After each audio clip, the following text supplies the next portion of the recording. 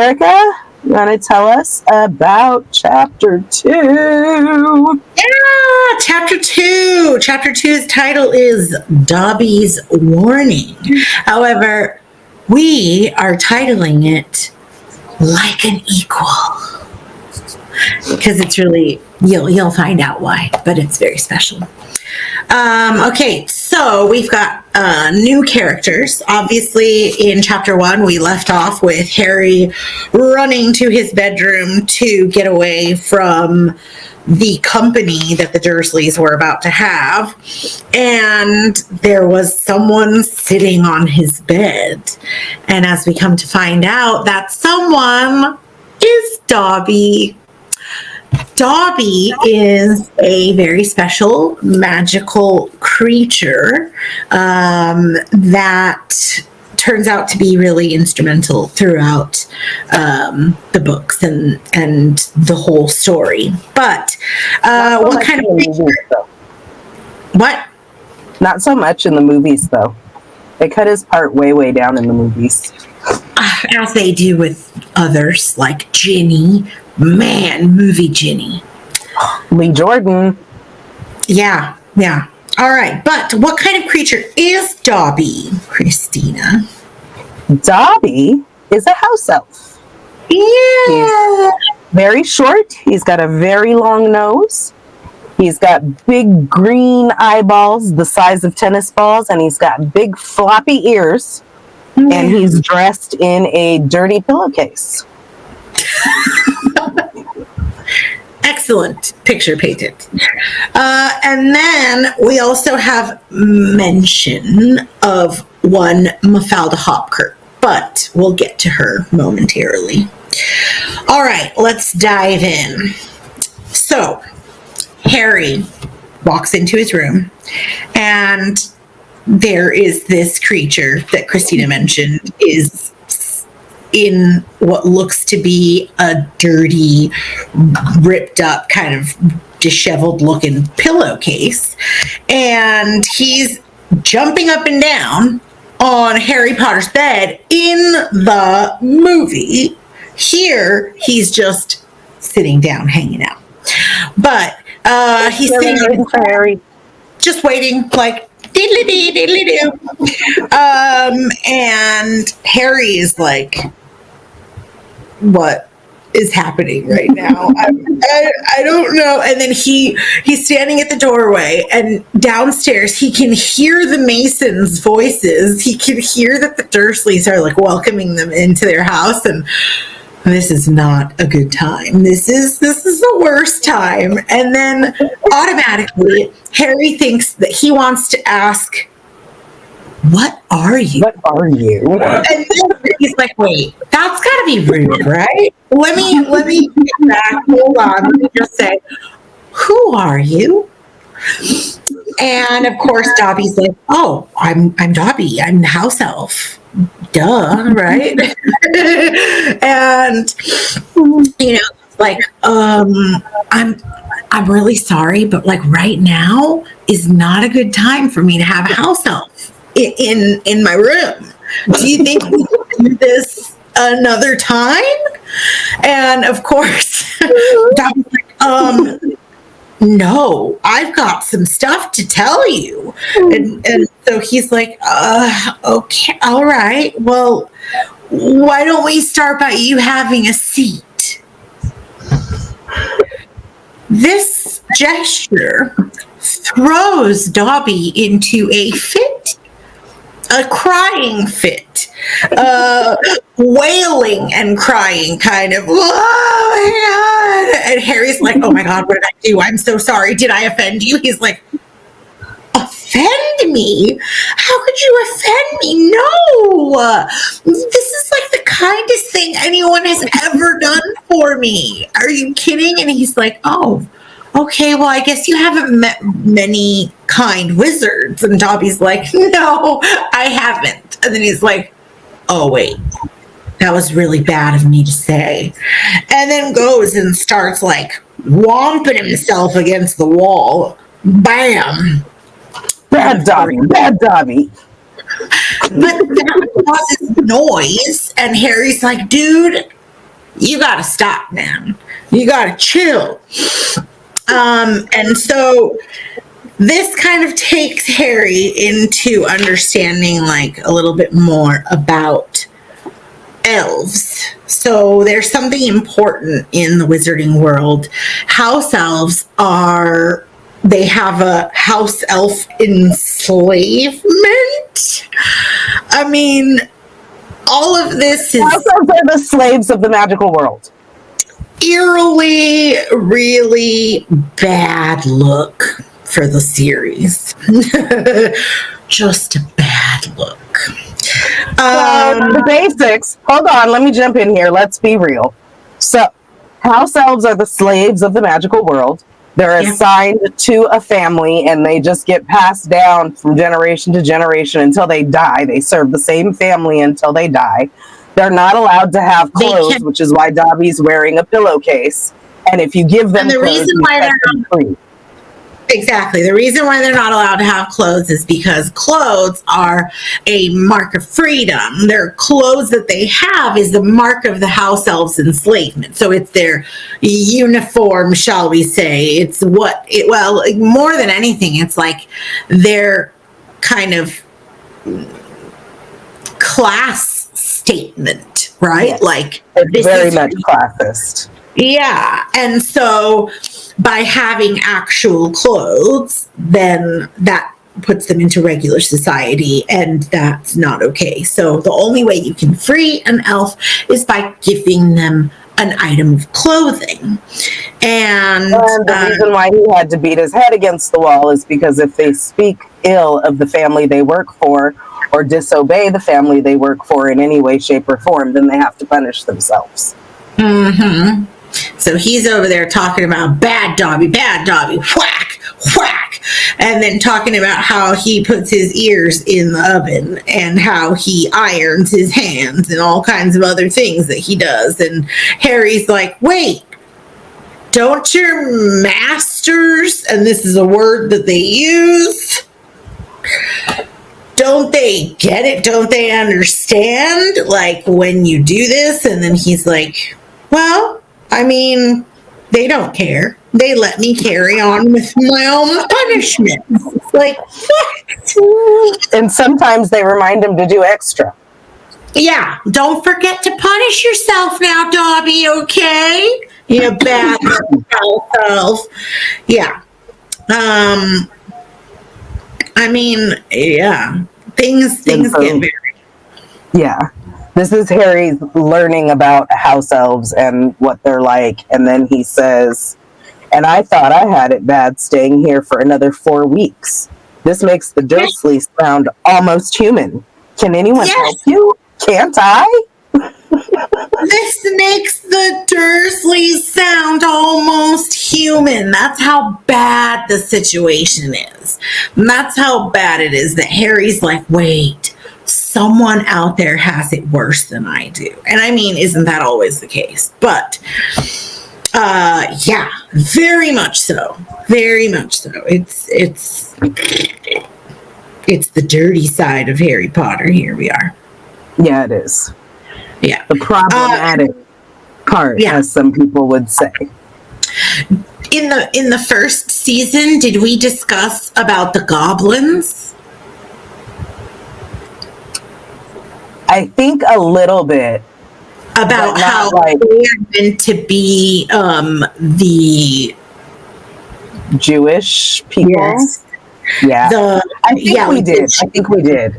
That they run the banks and that they're supposed to be very good with money. Yeah. And yeah. Gotta love it.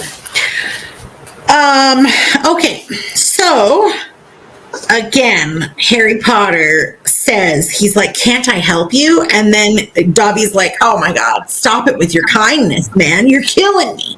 You're killing me with this kindness.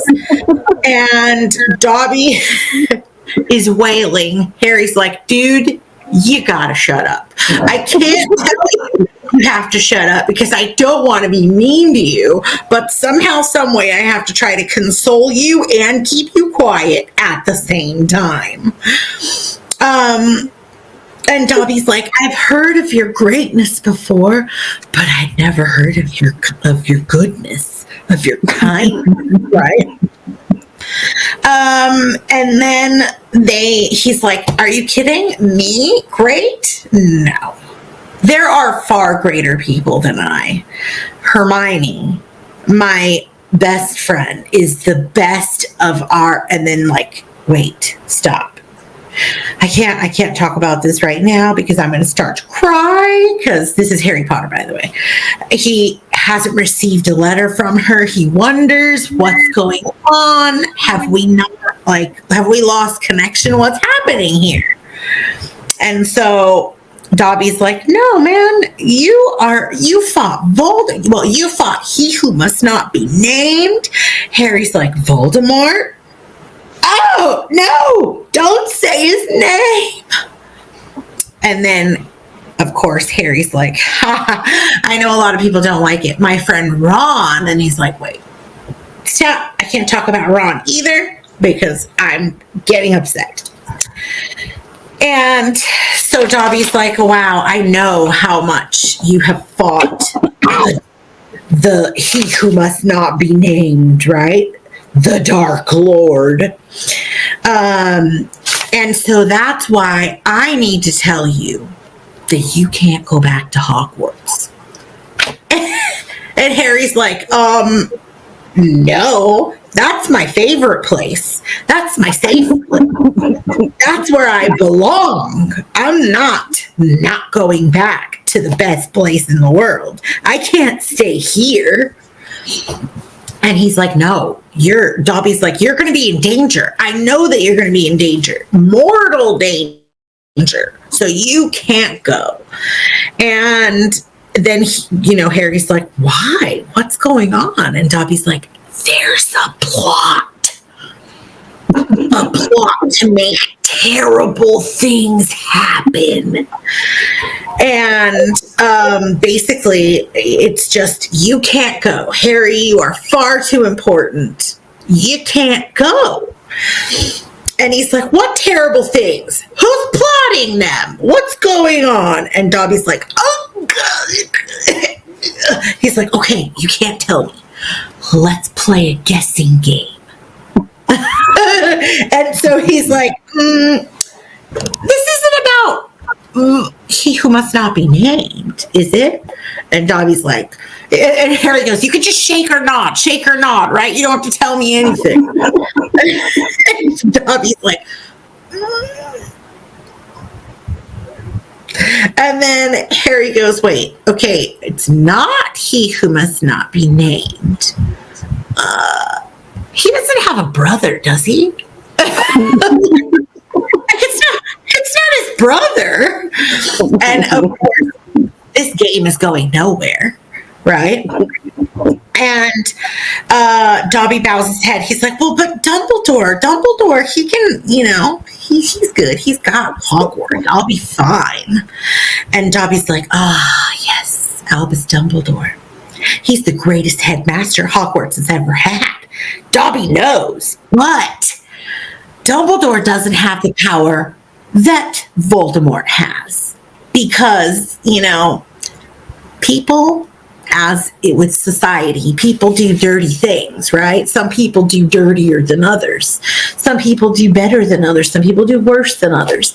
And in that way, Dumbledore does not have powers that Voldemort has because he won't go to those awful extreme lengths. And of course, he's like, wait, I'm talking bad about my family again because I'm talking about how they're going to these lengths. Let me go and try to harm myself again. And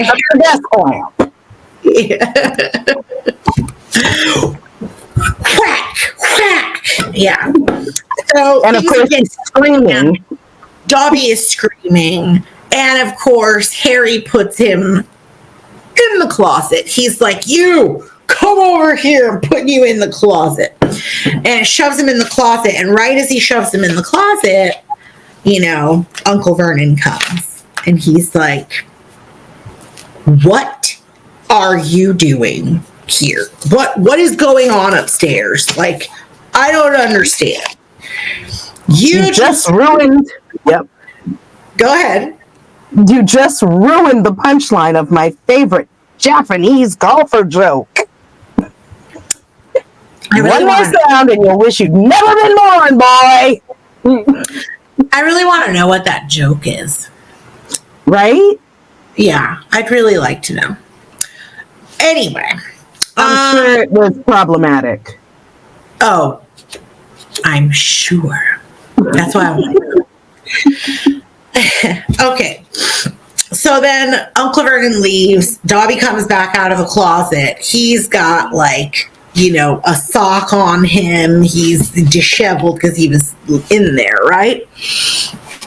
And Harry's like, do you understand now? Do you see what's going on? Like, why I have to leave from here? I can't be here. I can't deal with this, right? And then he's like, I gotta go back to visit my friends. And this is when Dobby says, friends that don't even write to you?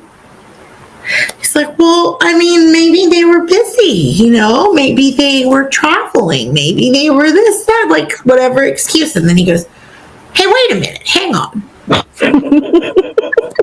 do you know that? How do you know that my friends haven't been writing me? Okay. Don't be mad at me, Harry Potter. But I've got your letters right here in my hand. It's like, see? I got all the letters. Why are you stealing my letters? He pulled a thick wad of envelopes from the inside of the pillowcase he was wearing. Harry could make out Hermione's neat writing, Ron's untidy scrawl, and even a scribble that looked as though it was from the Hogwarts gamekeeper, Hagrid. Exactly. So he's been thieving, and Harry's like, okay, I've got to try to get my letters back. And so they have a bit of a kerfuffle, trying to, run around the room and whatnot. And then... Yeah, because Dobby said he hoped if Harry thought his friends forgot about him, he wouldn't go back. Yeah. And jumps out the room, starts bolting down the stairs, and Harry's like, oh no, the Masons, right? Like the Dursleys are hosting the Masons. This is not a good time for a house elf to be running rampant through the house. So he runs after him, trying to get his letters, and he finds that, number one, house elves have magic, and they don't need wands. Number two, yeah. Do you remember the lovely pudding that Aunt Petunia made with the sugared violets and the this and the that? It is hovering mid-air in the kitchen, just hanging out. And Harry's like, dude, don't. Like, this is gonna put me in jail forever. No, he said, they'll kill me. Well, I don't imagine that they would. Yeah, but that's what he said. He said, please no, they'll kill me. And then Dobby's like, okay, well then just promise that you won't go back to Hogwarts. Harry's like, I can't do that. And I have to say, I find this very adorable. We'll talk more about that later. He's like, I can't say that. I can't do that. Like, I will not. Those words, you will not hear me utter those words. Those words will not come out of my mouth. And Dobby's like, well, then I have to do it for your own good, bro, because you don't get it. And the pudding fell to the floor with a heart-stopping crash. Cream splattered the windows and the walls as the dish shattered. With a crack like a whip, Dobby vanished. There were screams from the dining room. Everybody runs into the kitchen and is like, what is going on? And of course, Uncle Vernon is like, oh, it's just our nephew. He's very disturbed. Trying to play it off, of course. Meeting strangers upsets him, so we kept him upstairs. I gotta say, that's a pretty good line, though. Yeah, it is. So, of course, with the dessert being ruined, Aunt Petunia gets some ice cream. And he's hoping that he can still make his deal, right? He's like, okay, they bought the line about Harry being disturbed and meeting strangers upsetting him. And then, therefore, hopefully, he can still close the deal. Mind you, they've made Harry clean up the mess in the kitchen. So he's in the kitchen now, scrubbing all the pudding off of the walls and windows. Of course. I mean, can you imagine what kind of mess it creates to have that dessert just plop down from hovering height and just spray all over the place? So, yeah. So he's just like, Uncle Vernon's like, oh, my nephew's disturbed. And then they all go back into the other room to continue with their dinner while Harry cleans up the kitchen. Just, yeah. Yeah. Very not concerned. Not at all. Of course, it says Uncle Dudley threatened to flay him to within an inch of his life once the Masons had left. Uncle Vernon, yeah. That's nice, right? To within an inch of his life. That's nice. So, yeah. Well, I mean, see, I said they wouldn't. Well, an inch. Give or take an inch. So Aunt Petunia starts passing around some after-dinner mints when an owl comes in through the dining room window. Whoops! And drops a letter on top of Mrs. Mason's head. Now, there's a problem with that because Mrs. Mason is like mortally afraid of birds of all shapes and sizes. Is this your idea of a joke? So that pretty much completely unseals the deal. And of course, Uncle Vernon's like, read the letter. Read the letter out loud right now in front of all of us. Would you like to read the letter, Christina? Harry took it. It did not contain birthday greetings. Dear Mr. Potter, we have received intelligence that a hover charm was used at your place of residence this evening at 12 minutes past 9. As you know, underage wizards are not permitted to perform spells outside school, and further spell work on your part may lead to expulsion from said school. Decree for the Reasonable Restriction of Underage Sorcery, 1875, paragraph C. We would also ask you to remember that any magical activity that risks notice by members of the non-magical community, or muggles, is a serious offense under Section 13 of the International Confederation of Warlocks Statute of Secrecy. Enjoy your holidays. Yours sincerely, Mafalda Hopkirk. Improper use of magic office, Ministry of Magic. You didn't tell us, Harry, that you're not allowed to do magic outside of school. How interesting. Did that just slip your mind? Was that like his last bit of fun? Last little bit of fun. His only little glimmer of lightheartedness. And it kind of kept them curbed for how they would treat him because they were afraid that he would do some kind of magic, but turn them into a toad or something. Yeah. So now they know he can't do magic outside of school. Well, I've got news for you, boy. I'm locking you up. You're never going back to that school. Never. And if you try and magic yourself out, they'll expel you. That's so sad. But wait, and laughing like a maniac, he dragged Harry back upstairs. Yeah. And he paid a man to put bars on his window. Like, they put a cat flap on the door. Okay. They literally They could slip food into him twice a day.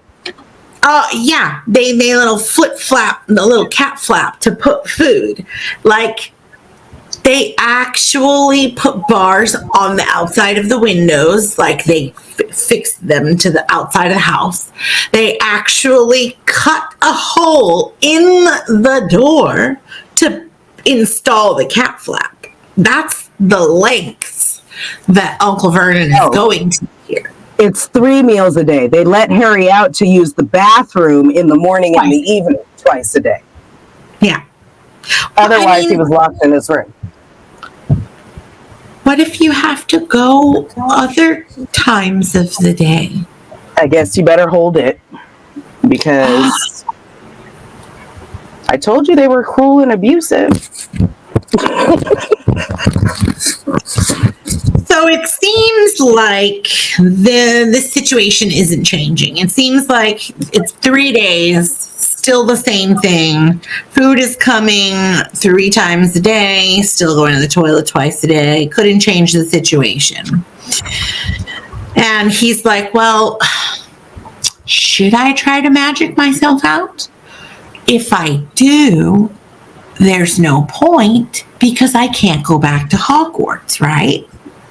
If I don't, then I'm just stuck here.